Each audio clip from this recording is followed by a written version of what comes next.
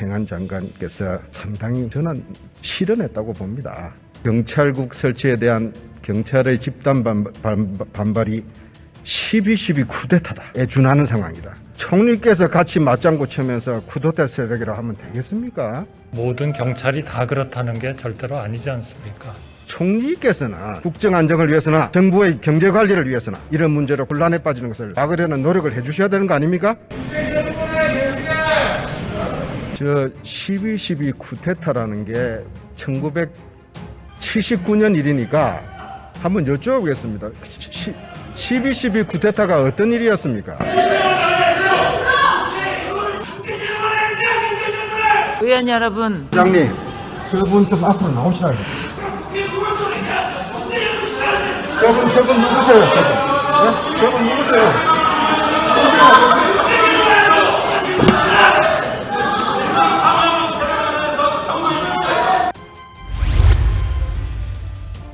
예, 총재님 안녕하십니까. 우리 경제가 어려움이 점점 가중이 되고 있죠. 네, 그렇습니다. 그런데요, 제가 궁금한 게 하나 있습니다. 경찰국 설치가 그렇게 지금 시급하고 긴급하고 중대한 국정과제입니까? 의원님 너무 잘 아시고 계십니다만 경찰의 업무를 과거에는 청와대 민정수석이 관장을 했습니다. 그런데 이번에 청와대 민정수석이 폐지가 됐고, 그러면 그 업무를 좀 지원할 수 있는, 예를 들면 검찰청의 업무를 지원하기 위한 법무부의 검찰국 같은 그러한 조직이 하나 있어야 된다는 것은 되게 많은 국민들도 그 필요성을 필요하다고 생각하는 그런 부분인 것 같습니다. 그런데 우리 국민들은요, 기름값이 오르고 금리도 오르고 장바구니 물가도 오르고 못 살겠다고 그러는데 좀 제발 정부와 국회가 경제에 좀 집중해 달라고 하는 거 아닙니까? 근데 뉴스 한번 보십시오. 내내 경찰국 설치 이 이야기입니다. 지금 우리 경찰 때문에 경찰국이 없어서 우리 경제 관리 잘 안 되고 있습니까? 아니잖아요. 경제에 대한 집중은 또 우리 경제부처의 강요들과 또 관련되는 분들이 또 열심히 하고 있고요. 또 행정안전부로서는 경찰을 관리하고 지원하는 차원에서 또 필요한 조직을 만들어야 되지 않나 그렇게 생각합니다. 어제 이상민 행안 장관께서 상당히 저는 실언했다고 봅니다. 이 경찰국 설치에 대한 경찰의 집단 반발이 12.12 쿠데타다에 준하는 상황이다. 총리께서 이 문제에 대해서 어떻게 생각하시냐? 근데 할 수 있는 표현이라고 말씀을 하신 것 같은데 맞습니까? 그거는 정말 중요한 일입니다. 왜냐? 그러니까 할 수 있는 표현이 있냐고요. 지금 우리 경찰이 국가 반란이나 이 무슨 정권 찬탈을 시도하고 있습니까? 그러한 그 하나의 중요한 과제로서 봤을 때 소위 그 경찰청장 대행이죠. 그 차장의 그 회의를 해산해라, 그리고 하지 말라 하는 그런 명령을 위반했다 하는 것은 정말 상명하복의 그러한 그 조직인 경찰로서는 정말 굉장히 잘못된 일이다. 저는 그렇게 생각합니다. 행정안전부 장관은 행정안전부 장관은 그러한 절실성을 좀 표현하는 그러한 것으로서 그런 용어를 사용하지 않았나 그렇게 생각합니다. 아니요, 제가 좀 다시 한번 여쭙겠습니다. 국민의 안전을 책임지고 있는 일선 공무원들입니다. 그 경찰에다 대고 집권 여당이 대통령이 총리께서 같이 맞장구 치면서 쿠데타 세력이라 하면 되겠습니까? 예? 그건 모든 경찰이 철회하십시오. 그 말씀은. 예? 좀 표현이 가했다 이러면 되는 거 아닙니까? 예? 모든 경찰이 다 그렇다는 게 절대로 아니지 않습니까? 저는요, 총리님이 자꾸 이렇게 총리님까지 이러시는 거 보면서 제가 길을 좀 의심했어요. 제가 아는 한덕수 총리님은 그런 분이 아닌데. 제가 20년 전에 김대중 대통령 청와대에서 우리 총리님 경제수석으로 정책기획수석으로 제가 모시고 같이 일했지 않습니까? 저는 부속실장이었고요.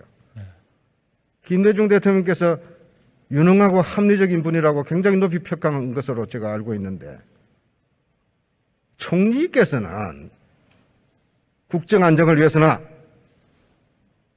정부의 경제 관리를 위해서나 이런 문제로 국론이 분열되고 혼란에 빠지는 것을 그래도 좀 막으려는 노력을 해 주셔야 되는 거 아닙니까?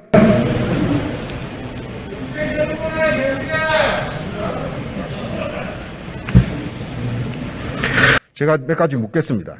저는 왜 이런 질문을 하냐면요. 우리 윤석열 정부의 위기의식이나 국정 운영에 대한 기본적인 철학이 좀 걱정스러운 대목이 있어서 그렇습니다. 왜 쿠데타라는 이야기까지 하면서 이렇게 강압적으로 이 문제를 키우는가? 몇 사람 잡아놓으면 이게 조용해집니까? 지금 14만 경찰이 그 모욕감 때문에 경찰 회의를 하겠다고 더 번지고 있지 않습니까? 모든 경찰이 다 그러한 그 움직임에 동의하고 있다, 동조하고 있다 그렇게 생각하지는 않습니다.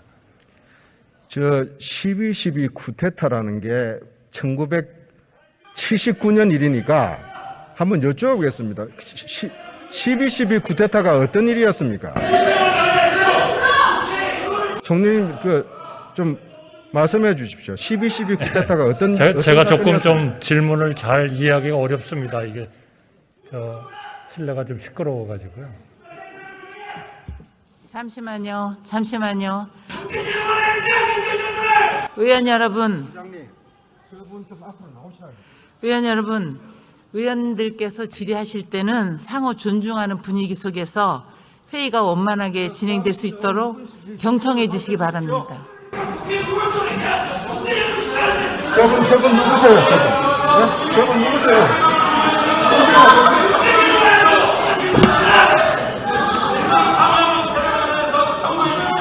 자, 의원 여러분, 지금 대정부 질의 시간입니다. 서로 의원 상호 간 의견 존중해서 의사 진행을 할 수 있도록 경청해 주시기 바랍니다. 총리님, 네. 1979년 일이면요, 1980년에 태어난 우리 국민은 지금 40살이 넘었습니다. 그래서 국민들이 오해할 수 있습니다. 그게 뭔 일이지? 자, 12.12 쿠데타가 어떤 일이었습니까? 한번 말씀 좀 국민들에게 설명 좀 해주시죠. 제가 이해하고 있는 12.12 사태는 군에 있는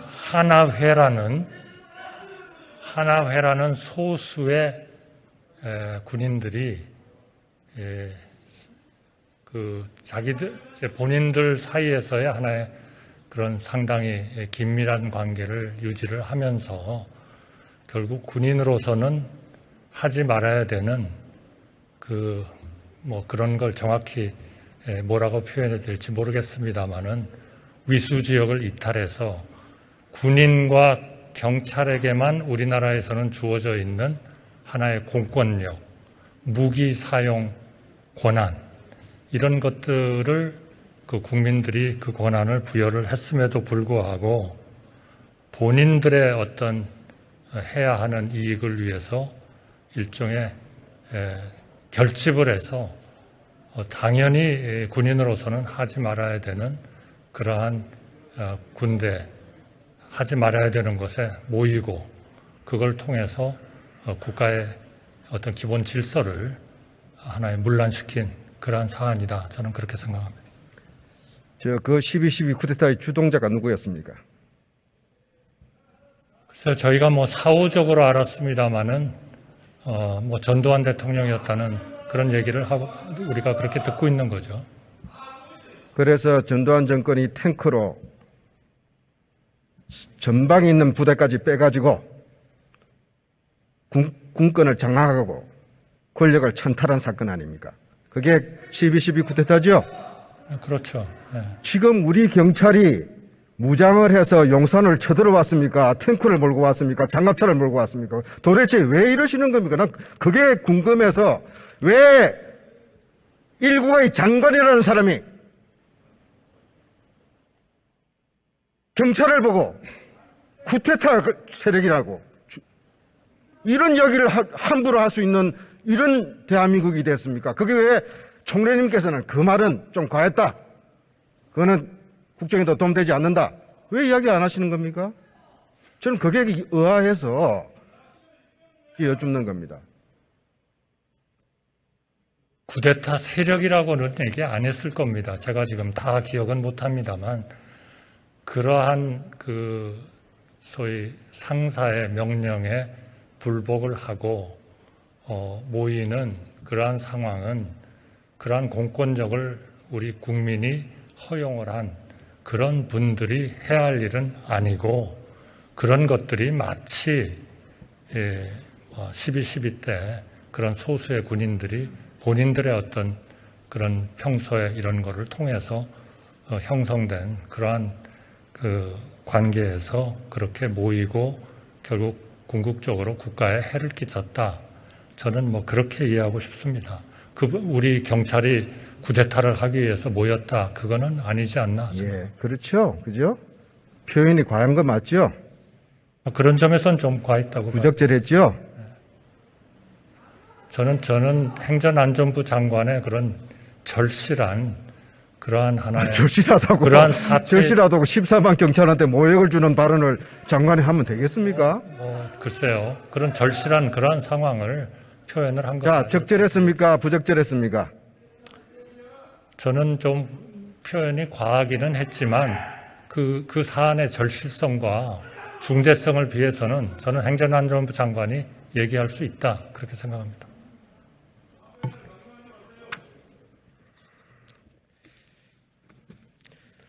오늘 대통령님께서 경찰의 집단 반발을 중대한 국가기강문란 행위다 이렇게 이야기를 하셔서 사태를 저는 진정시킬 줄 알았는데 좀 아닌 방향으로 갈 것 같습니다.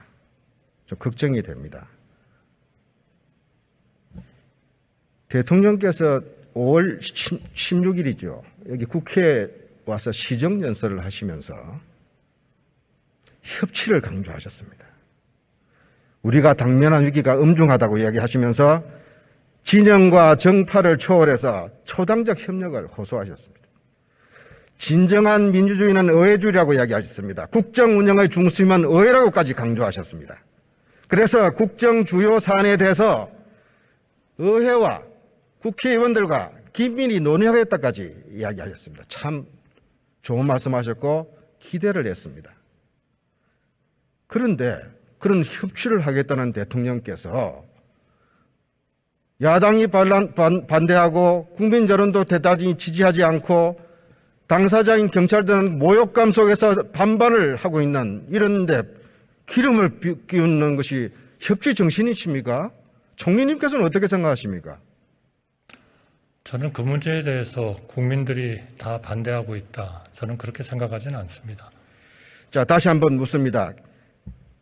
윤석열 정부는 경찰국 설치가 경제위기 극복을 위해서 우리 국민들의 민생 고통을 덜어주기 위한 협치에 걸림돌이 될지도 모르는 이런 풍파를 스스로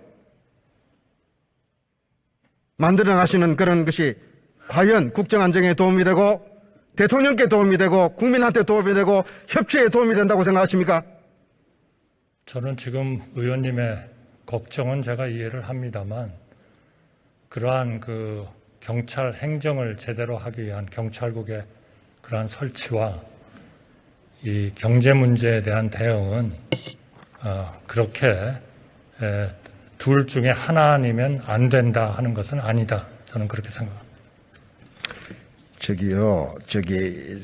총리님, 총리님 입장도 여러 가지 이해가 갑니다. 근데 적어도 저는 그렇게 생각합니다. 제가 아는 한덕수 총리님은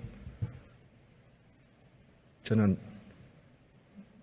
국정수습을 위해서도 대통령을 위해서도 행안부 장관 발언 잘못했다. 경질 요구해야 된다고 생각합니다. 참고하십시오.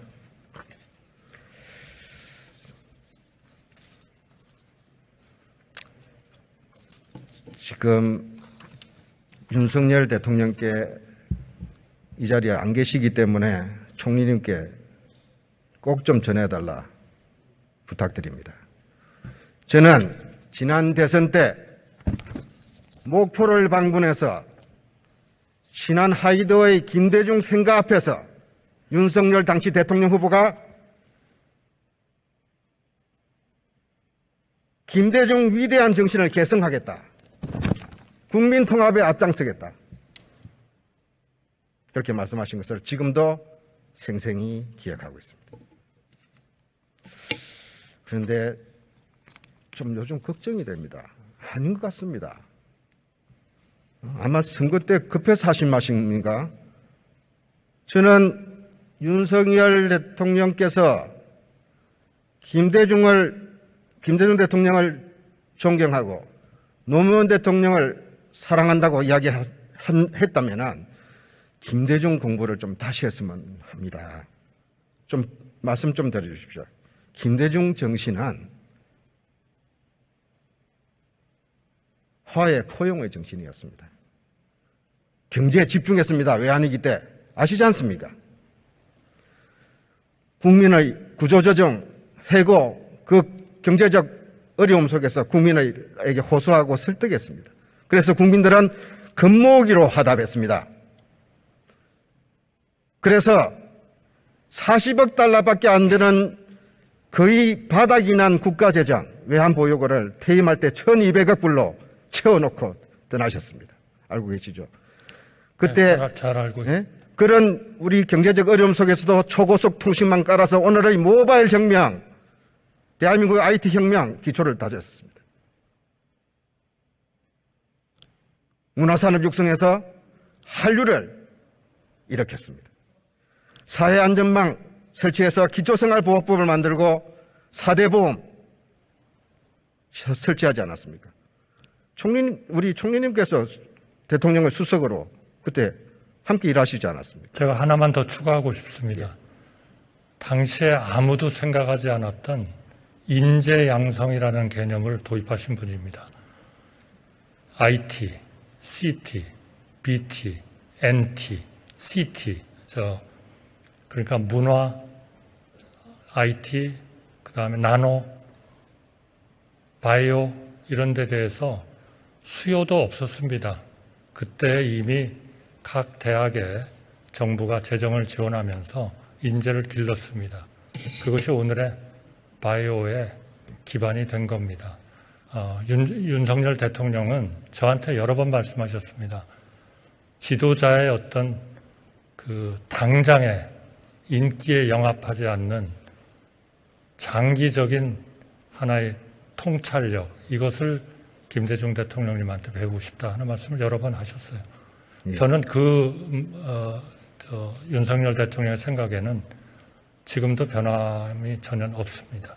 그런 정신을 가지셨다면 이 사태에 대해서 대통령께서 저렇게 하시면 안 되죠. 이 사태는 하나의 국가를 운영하는 통치자로서 하나의 질서가 분명히 있어야 된다 하는 것을 생각합니다. 그러한 생각의 발현입니다. 많은 국민들 속에는 윤석열 대통령 이미지가 쳐다보면 김대중이 보이는 것이 아니라 전두환이 보인다 하는 지적도 있다는 것을 꼭 명심하시기 바랍니다.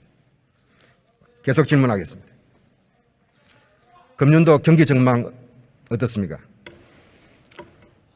다행히 코로나에 대한 이런 아주 그 거리 규제가 조금 완화됨에 따라서 그동안에 이렇게 소비하지 못했던 소비가 생각보다 많이 늘어나고 있습니다. 민간 소비입니다.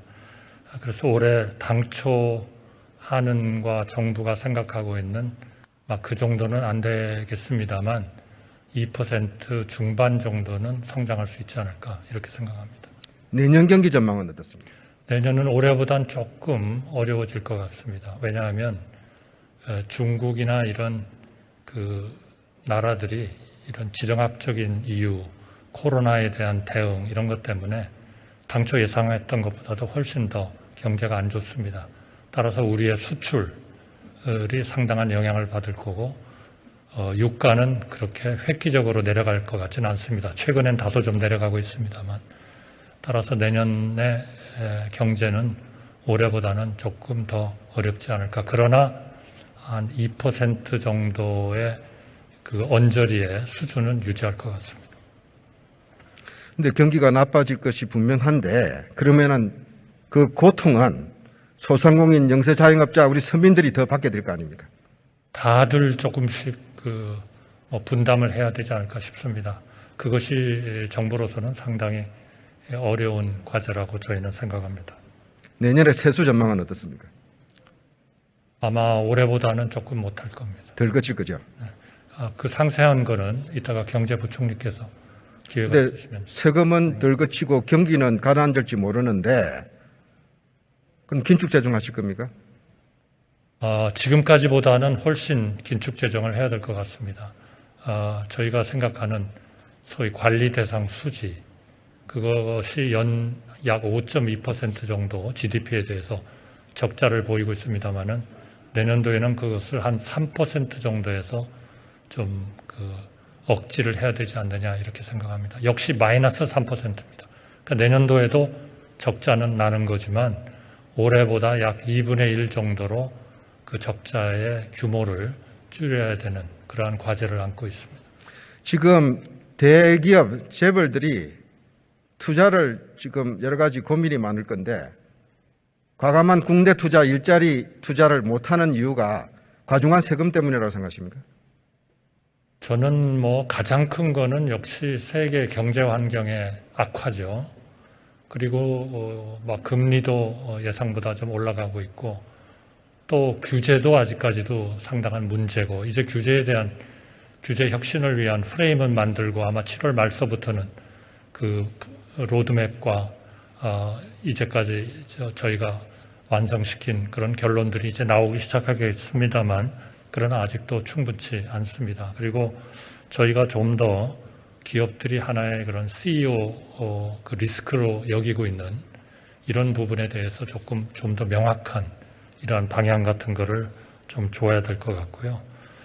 그래서 이것은 물론 세금은 그 중에 하나의 요인이 될 겁니다. 그러나 경제 전체가 지금 어렵고 또 내년에도 전망이 굉장히 불투명하기 때문에 이러한 우리가 할 수 있으면 기업을 조금 그 투자를 자극할 수 있는 그러한 정책은 해야 된다 이렇게 생각합니다. 내년에 세수 전망이 줄어들 거고 그 다음에 기업들은 지금 망설이고 있는데 대기업 4조를 깎아주면은 그러면 우리 힘들고 어려운 국민들한테 갈 재정 지출은 어떻게 됩니까? 의원님 잘 아시겠습니다만은 대기업이 그러한 그 정책에 의해서 생각보다 조금 더 운영을 잘 한다면 그건 결국 소위 전국적으로 다는 아니겠습니다만은 수십만 수백만의 주주들에게도 영향을 좀 줄 수 있을 거고요. 또 노동자들에게도 그것이 제대로 투자 활동을 통해서 유지되는 것이 기업들이 이런 그 침체 속에 빠지는 것보다는 훨씬 나은 그런 그 결과를 가져올 거다 이렇게 생각하기 때문에 정부로서는 결국 경제가 어렵고 그 전망이 불투명할 때는 좀 기업에 대해서 세금이나 이런 것을 통해서 우리가 어떤 조치를 좀 해줄 수밖에 없다. 그러나 지금 단계에서 우리가 금리를 깎는 것은 현실적으로 어려운 상황입니다. 또 외환의 문제도 연결이 되고 하기 때문에 그래서 그러한 그 하나의 좀 우리가 선택해야 하는 그런 불가피한 그런 과정을 가고 있다 이렇게 말씀드리고 싶습니다. 지금 시간이 없어서 우리 경제 살리고 기업이 투자를 활성화하고 일자리 늘어나고 국민들이 안심하는 것은 부자들 세금 깎아주는 것이 아니라 국민을 정치를 잘하고 협치하는 것입니다. 행이 나서서 국민을 안심시키고 안정시키는 거라고 생각합니다. 총리님께서 누구보다도 그걸 더 잘 아실 분이라고 생각합니다. 명심하겠습니다. 저는 심정한 헤아리면서 그런 걸 네, 잘 알겠습니다. 감사합니다.